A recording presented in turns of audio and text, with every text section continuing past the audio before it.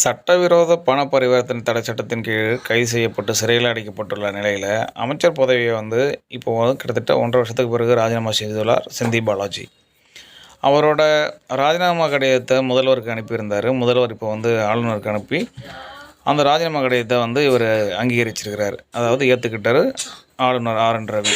தமிழ்நாட்டோட அரசியல் வரலாற்றில் பார்த்திங்கன்னா ஒரு தவிர்க்க முடியாத சக்தியாக செந்தில் பாலாஜி இருந்தார். அதாவது பார்த்திங்கன்னா 2006ஆம் ஆண்டு முதல் 2023ஆம் ஆண்டு வரைக்கும் பார்த்திங்கன்னா தமிழ்நாட்டு அரசியலில் ஒரு தவிர்க்க முடியாத ஒரு உச்சத்தில் இருந்தவர் தான் செந்தில் பாலாஜி. திமுகவோட தனது அரசியல் பயணத்தை தொடங்கினார். அடுத்தடுத்து பார்த்திங்கன்னா அரசியலில் உச்சம்தான். 1996 பார்த்திங்கன்னா செந்தில்குமார் என்ற பேரில் தான் தனது அரசியல் பயணத்தை தொடங்குறாரு. திமுகவில் பார்த்திங்கன்னா ஒன்றிய கவுன்சிலராக போட்டுட்டு ஜெயிச்சிட்டார். பின்னால் பார்த்திங்கன்னா அதிமுகக்குள்ளே வராரு. 2000லேருந்து தன்னோட பேரை செந்தில்குமார் அப்படிங்கிறதுலேருந்து செந்தில் பாலாஜி அப்படின்ற மாற்றுறாரு. அதே காலகட்டத்தில் பார்த்திங்கன்னா அதிமுகவில் கிடுகிடுன்னு பதவிகளை மாறி வேகமாக முன்னேறாரு. அதிமுகவில் கரூர் மாவட்டத்தில் மாணவர் அணி இணை செயலாளராக இருக்கிறாரு. 2004 கரூர் மாவட்ட மாணவ அணி செயலாளராக மாறுறாருங்க. 2006 சட்டசபை தேர்தலில் போட்டியிட வாய்ப்பு பெற்று எம்எல்ஏவாக ஜெயிக்கிறார் செந்தில் பாலாஜி. அதுக்கப்புறம் பார்த்திங்கன்னா அதிமுக அவரோட வளர்ச்சி அசுர வேகத்தில் இருக்குது. 2007ஆம் ஆண்டு பார்த்திங்கன்னா செந்தில் பாலாஜி கரூர் மாவட்ட அஇஅதிமுக மாவட்ட செயலாளராக பதவி கொடுத்து அழகப்பத்தார் ஜெயலலிதா. இதுலேருந்து அவரோட அரசியல் பயணம் ரொம்ப வேகமாகவே இருந்துச்சுன்னு சொல்லலாம். அதிமுகவோட அதிகார மையங்களாக இருந்த அந்த காலகட்டத்தில் சசிகலாவோட அத்தனை உறவுகளுடன் மிக நெருக்கமாக இருந்தார். அதாவது சசிகலாவோட ஃபேமிலி கூட ரொம்ப நெருக்கமாக இருந்தார் செந்தில் பாலாஜி. இது மாதிரி இருந்த நெருக்கத்தால் பார்த்திங்கன்னா 2011ஆம் தேர்தலில் போட்டிட்டு வென்ற கையோட வலுவான அமைச்சர் பதவியான போக்குவரத்து துறை அமைச்சர் பதவி இவருக்கு கிடைக்கிது. ஜெயலலிதாவோட ஆட்சியில் அமைச்சரவை மாற்றம் அப்பப்போ திடீர்னு நிகழும். அந்த காலகட்டத்திலையும் அமைச்சரவையில் தன்னோட அமைச்சர் இலக்கா மாறாமல் தப்பிச்சுக்கிட்டே இருந்த ஒரே ஆள் பார்த்திங்கன்னா செந்தில் பாலாஜி ஒருத்தர். 2014 வருஷம் சொத்து குவிப்பு வழக்கில் ஜெயலலிதா சிறைக்கு போகிறாரு. அப்போ புதுசாக ஒரு முதல்வர் தேர்ந்தெடுக்கணும், அவங்களுக்கு நெருக்கமான இருந்தவராக இருக்கணும். அப்படிங்கும்போது பார்த்திங்கன்னா முதல்வர் ரேஸில் செந்தில் பாலாஜியோட பேரும் பலமாக அடிபட்டுச்சு. அதுக்கு என்ன காரணம்னு பார்த்திங்கன்னா சசிகலாவோட உறவினர் இளவரசி இருக்காங்களா, அந்த குடும்பத்தோட ரொம்ப நெருக்கமாக இருந்தவர் தான் இந்த செந்தில் பாலாஜி. இதுவே பார்த்திங்கன்னா அவர் அசுரபலத்தில் வளர்கிறதுக்கு காரணமாகவும் இருந்துச்சு.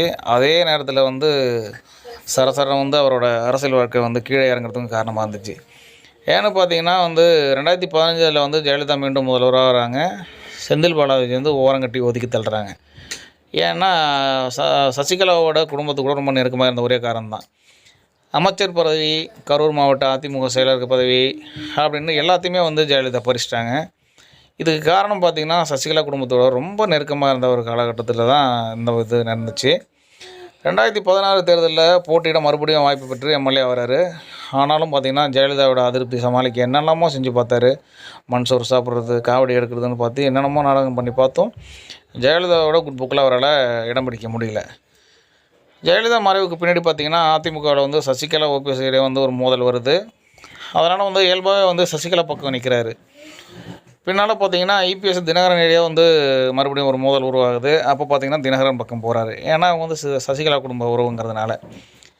ஆனால் பார்த்திங்கன்னா தினகரனோட அரசியல் எதிர்காலம் கேள்விக்குறி தான் அப்படிங்கிறத நினச்சிட்டு 2018 திடீர்னு தாய் கழகமான திமுகவிலே ஒரு இணைகிறாரு. 2019 பார்த்திங்கன்னா திமுக சார்பாக அரவக்குறிச்சி சட்டசபை தொகுதியில் எம்எல்ஏவுக்கு போட்டிக்கிட்டு ஜெயிக்கிறாரு. அதோடு நிற்காமல் 2019 லோக்சபா தேர்தலையும் தன்னோட முழு பலத்தையும் திமுக இறக்குறாரு. அதாவது பார்த்திங்கன்னா தன்னால் என்ன செய்ய முடியும் அப்படிங்கிறத நிரூபிக்கிறாரு. இதனால் பார்த்திங்கன்னா திமுகவோட தலைமையோட குட்போக்கில் இவர் கிடுகிடுன்னு உயர்ந்து போகிறாரு. 2021 சட்டசபை தேர்தலில் டிஎம்கே ஜெயிக்குது. முக ஸ்டாலின் தன்னோட அமைச்சரவையில் செந்தில் பாலாஜிக்கு இடம் கொடுக்குறாரு. ஒட்டுமொத்தமாக அந்த மேற்கு மண்டலம் ஃபுல்லாக, அதாவது கொங்கு மண்டலம் திமுகவோட கட்டுப்பாட்டில் கொண்டு வரணும்னு சொல்லிட்டு செந்தில் பாலாஜி வசமாக ஒப்படைக்கிறாரு. மிக முக்கியமான பார்த்திங்கன்னா மின்சாரம், மதுவிலக்கு ஆயத்தீர்வை, இது ரெண்டுத்தையும் பார்த்திங்கன்னா செந்தில் பாலாஜிக்கு கொடுக்குறாங்க. ஆனால் பார்த்திங்கன்னா அந்த நேரத்தில் செந்தில் பாலாஜியும் ஒட்டுமொத்த அரசியல் எதிர்காலத்தையும் பல்வேறு வழக்குகளை அசைச்சு பார்த்துச்சுன்னு தான் சொல்லணும். அமலாக்கத்துறை தொடர்ந்த சட்டவிரோத பண பரிமாற்ற வழக்கில் கைது செய்யப்பட்டு சுமார் 200 நாட்களுக்கு மேலே சிறை தண்டனை அனுபவித்து வராரு. கைது செய்யப்பட்டு சிறையில் அடைக்கப்பட்டு அப்போ கூட பார்த்திங்கன்னா அமைச்சரவையில் இருந்து இவர் இலக்கா இல்லாத அமைச்சராக தான் தொடர்னார். ஆனால் ஆளுநர் பார்த்திங்கன்னா இவர் அமைச்சரவையிலேருந்து நீக்கி உத்தரவிட்டார். ஆனால் ஆளுநருக்கு அந்த அதிகாரம் கிடையாதுன்னு சொல்லிட்டு தமிழ்நாடு அரசு சார்பாக வந்து கோர்ட்டுக்கு போய் போராடி செந்தில் பாலாஜி வந்து இலாக்கா இல்லாத அமைச்சராகவே இது வரைக்கும் நீடிச்சிட்டு இருந்தார். தற்போது பார்த்திங்கன்னா ஜாமீன் கிடைக்காத நிலையில் தொடர்ந்து சிறையில் இருக்கிற செந்தில் பாலாஜி நம்ம வந்து அமைச்சரவையில் தொடர்றதுனால தான் நமக்கு ஜாமீன் கிடைக்கல அப்படிங்கிறதுனால வந்து பார்த்திங்கன்னா ஒரு காரணமாக இருக்குதுன்னு சொல்லிட்டு தமிழக முதலமைச்சருக்கு தன்னோட ராஜினாமா கடிதத்தை அனுப்புகிறாரு.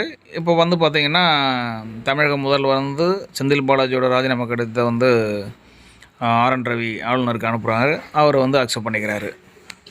இப்போ பார்த்தீங்கன்னா இவர் அந்த ராஜினாமா பண்ணது தான் திமுகக்குள்ளே வந்து பெரிய விவாதத்தை உண்டு பண்ணியிருக்கு.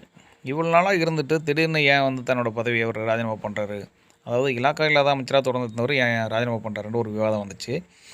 இவரோட ராஜினாமா கடிதத்தில் என்ன எழுதியிருக்காரு அப்படின்னு பார்த்தீங்கன்னா, தன்னோட தனிப்பட்ட காரணங்களுக்காக பதவியிலிருந்து விலகுகிறேன். உங்களது தலைமையின் கீழ் மக்களுக்கு பணியாற்ற வாய்ப்பு அளித்ததற்கு நன்றி. நீதிக்காக போராட எனக்கு தொடர்ந்து ஆதரவு அளித்த உங்களுக்கு நன்றி. நான் நிரபராதி உண்மையை வெளிக்கொண்டு வர சட்ட ரீதியாக தொடர்ந்து போராடுவேன். நீதித்துறை மீது எனக்கு முழு நம்பிக்கை உள்ளது. விரைவில் நீதி வெல்லும் என்று அப்படின்னு செந்தில் பாலாஜி அதில் குறிப்பிட்டிருக்கிறாரு. ஜாமீன் கிடைக்காம போகிறது இவர் அமைச்சராக தொடர்ந்து நீடிச்சுட்டு வந்தது தான் காரணம் அப்படின்னு சொல்லிட்டு ஒரு செய்தி பரவிட்டு இருந்துச்சு. இது பார்த்திங்கன்னா இவர் தானாக உயர்நீதிமன்ற கண்டனம் காரணமாக ராஜினாமா செய்தாரா அப்படிங்கிற ஒரு விவாதம் ஒரு பக்கம் நடந்துகிட்ருக்கு. இவர் அமைச்சராக தொடர்ந்து நீடித்து வந்த உயர்நீதிமன்றம் கண்டிச்சிருது. ராஜினாமா செய்யும்படி இவரை திமுக தலைமை ஒருவேளை அறிவுறுத்தியதா, ஜாமீன் கிடைக்க வேண்டும் என்பதற்காக திமுக தலைமை அறிவுறுத்தியதா அப்படின்னு கேள்வியும் எழுந்திருக்கு.